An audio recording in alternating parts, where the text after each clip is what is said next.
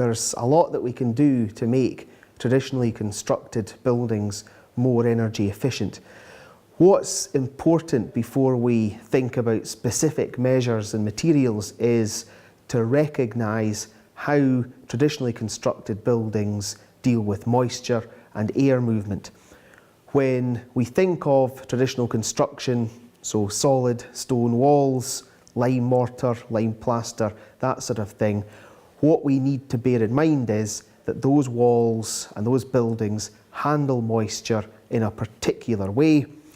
And when we're seeking to improve energy efficiency, we need to understand how moisture moves, how air moves within buildings, and detail our energy efficiency solutions appropriately. So with that in mind, there is a lot that we can do to make traditional buildings more energy efficient. We can look at windows, for example. We can think about measures such as shutters or blinds or curtains, which can reduce heat loss.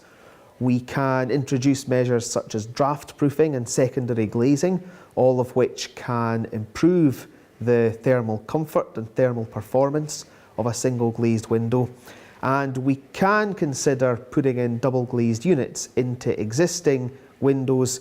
However, there are some caveats with that. So I would, if you are thinking about that, perhaps check out some of the advice around doing so. If we think about walls, again, bearing in mind moisture movement and air movement, we can internally insulate mass masonry walls. So we could look at putting a material in behind an existing wall lining. We could put a material such as calcium silicate board straight hard onto masonry, or we could build out a frame and put a material such as wood fibre board into that.